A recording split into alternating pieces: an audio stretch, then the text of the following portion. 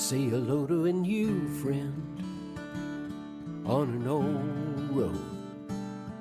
Take a 2-lane trip of memories into mysteries unknown.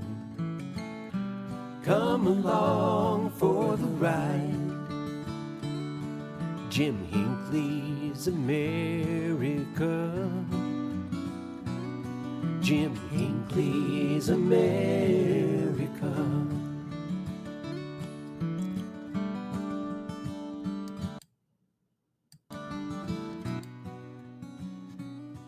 Hey, good morning, my friends. Beautiful way to start the month here in Kingman, Arizona. It's going to be a nice, 80 degrees today. Just before we were scheduled to get a little bit of rain or snow this weekend. Anybody who says Kingman doesn't have seasons hasn't lived here for a week. Got a little bit of fun for you today. And, of course, we had our theme song there from Joe and Woody and the boys of the road crew. Kind of fitting. We're doing a journey through time and a journey along America's back roads this morning. We're going to be talking about auto courts, cabins, campgrounds, motels, a little bit of the evolution of roadside lodging, if you will, little snippets. And like my pa always said, better to fill your head with useless knowledge than no knowledge at all. And boy, we've got some ample opportunity for that this morning. Hey, I want to give a shout out, since we're speaking motels, we need to give a shout out to the iconic, one-of-a-kind wagon wheel motel in Cuba, Missouri. Oldest continuously operated motel on Route 66. And it's a magical place. The past, the present, they blend seamlessly. And Miss Connie Eccles is just an incredible host. And it's a near perfect blending of the old and the new. It's Route 66 trip just wouldn't be complete without a stay at the Wagon Wheel Motel. Well, let's get started here. Before 1925, early motorists had but two time-honored choices: sleeping under the stars or the back seat, or at a local inn or hotel. Even into the 1930s, travelers often chose the open-air option, largely the result of financial conditions. Countless small companies thrived by catering to this demand. Nash even went so far as making seats that folded into a bed as an option. However, the foundation for change had been laid in 1925 when an enterprising Los Angeles architect, Arthur Heinemann, introduced a new concept in lodging tailored to the unique needs of the automobilist. Roughly halfway between San Francisco and Los Angeles and San Luis Obispo, he built a series of two-room bungalows that all faced into a central courtyard. Each unit featured a small kitchen and private adjoining garage. Other services included a swimming pool and picnic tables for outdoor dining. The cost, $1.25 per night. The design was revolutionary, but the moniker bestowed upon it was even more so. The property was named Milestone and was promoted as a motor hotel. He later shortened this to motel. Yet even $1.25 could be an unjustifiable travel expense during the hard times of the Great Depression, or when the hot nights of summer made it cooler to camp, especially in the desert Southwest. Why spend the money for a room in the summer when it's most likely hotter inside than out? But enterprising folks always find a way to triumph, now don't they? In Kingman, Arizona, a hard rock miner and enterprising Russian immigrant by the name of Konrad Minka devised a novel scheme for ensuring year-round business. First, he quarried rock from a mountain to the west of town, and then constructed an auto court from the pale stone along Route 66. About 1935, he built a two-story box-like building from the same material, and that was his office and residence. Even though the entire complex was built on a foundation of stone, Minka dug utility tunnels under the motel and linked these with the tunnels of the office basement. These tunnels later lent credence to a persistent rumor that they also served another purpose: providing access for voyeuristic activity and the operation of an illegal still. Well, the real crowning achievement was a tunnel that ran for several hundred yards up the mountain in the back of the motel and connected with an air shaft that ran to the surface. At the base of the air shaft was a large tank of water in which strips of burlap were hung, creating a primitive evaporative cooler. With floor vents in each room and fans, the White Rock Motel was able to offer respite from the oppressive desert heat, and summer business boomed. Individuality was the hallmark of motels and auto courts throughout the 1930s, as well as in the immediate post war years. Even in this cornucopia of diversity, a few businesses were able to stand out and rise to the status of roadside legend, such as John Carr's Coral Court on Route 66 near St. Louis, Missouri.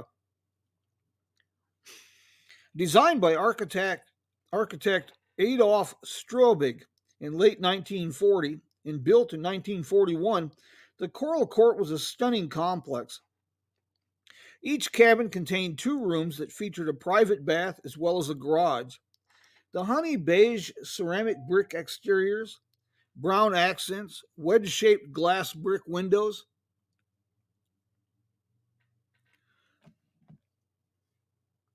and rounded corners stood in stark contrast against the surrounding deep green foliage landscape. Even with the imposed gas rationing limits, the Coral Court was well received when it opened for business in 1942. In 1948, the motel expanded by 23 units. And for these, Mr. Carr utilized the talents of another local architect, Harold Trier. These new cabins shared the same color scheme, but the glass bricks were changed to triangles, and the entry bays were enlarged to create a sitting room with a fold-out Murphy bed. After the completion of the complex, the sign was changed to read Coral Court Ultra Modern. In 1953, Carr broke from the traditional design when he added 3 more buildings to the rear of the property. These additions were 2-story structures with 8 rooms each. For the final time, the sign was updated to a more modern chrome and neon that read Coral Court Motel Moderate Rates. The final change came in 1961 when a swimming pool was added to the complex. But there was also a seedy side to the Coral Court, and according to legend, it surfaced unintentionally. The court began offering special 4-hour rates as a courtesy to truckers and to maximize profits. This rate, though, as well as the unique design features of the motel, such as garage doors and access to the rooms from the garage, made it ideal for illicit rendezvous. Then, with a decline in business that resulted from the I-44 bypass, the once stately Coral Court became the ultimate no-tell motel. By the late 1980s, it even began to lose its illicit business. In 1987, the owner's widow was approached with an offer for the property. A group of local citizens that recognized the motel as an historic asset formed the Coral Court Motel Preservation Society and intervened. But it was the beginning of the motel's final chapter. The sale proposal was withdrawn, and as a result, demolition was averted. In 1989, the organization succeeded in adding the motel to the National Register of Historic Places. Meanwhile, souvenir hunters hastened the building's demise by snatching pieces inside and out. In 1995, a developer purchased the property for construction of a new housing development, and a sign was placed out front that read, "It's checkout time at the Coral Court. No more one-night stands." Though unable to save this interesting piece of roadside history, the Preservation Society did score one small victory. In conjunction with the Museum of Transportation in St. Louis, the Society moved one complete 2-story, 2-room bungalow from Coral Court with the intention to rebuild and restore it as part of an extensive display of roadside art America from the 1950s. While individuality and innovation were often used to draw people to roadside accommodations, those lodging options weren't very family friendly. Kingman's Wilson, an entrepreneur from Memphis, found this to be the case in 1951 when he drove his family to Washington, D.C. He later wrote that he was appalled by the flea bags, greasy motels, low-rent tourist camps, and boarding houses filled with salesmen that he encountered on the trip. FBI Director J. Edgar Hoover had gone even further in his condemnation in a 1940 magazine interview in which he claimed that motor courts were little more than camps of crime. Wilson was a businessman with vision.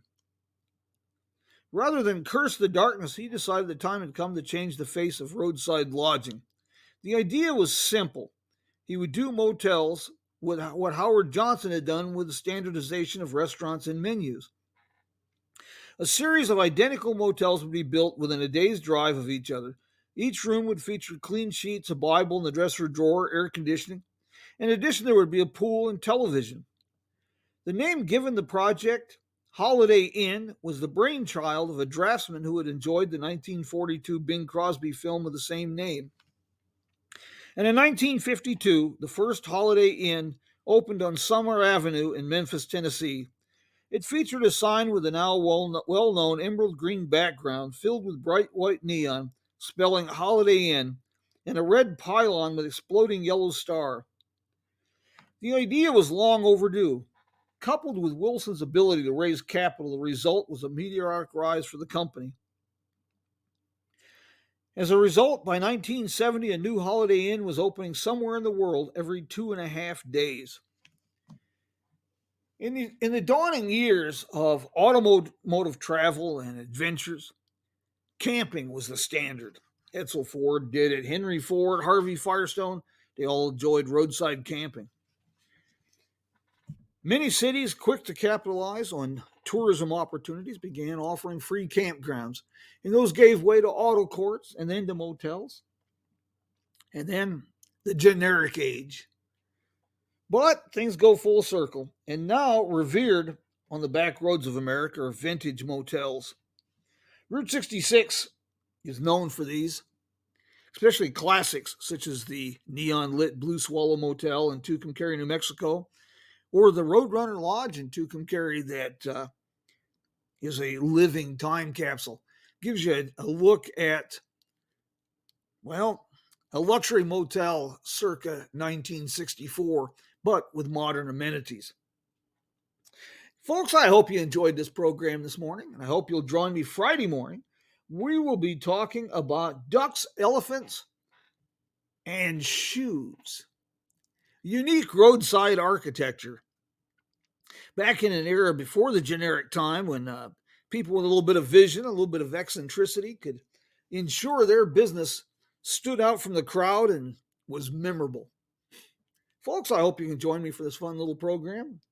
Until then, mi amigos, don't forget, I'm still having trouble with Facebook. We're working on the website. Take a gander. And, come join the adventure in Jim Hinckley's America. Take care, my friends. Until we meet again, vaya con Dios. Adios.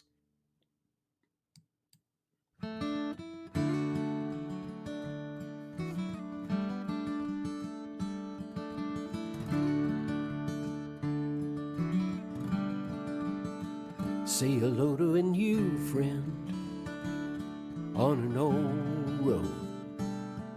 Take a 2-lane trip of memories into mysteries unknown. Come along for the ride. Jim Hinckley's America. Jim Hinckley's America.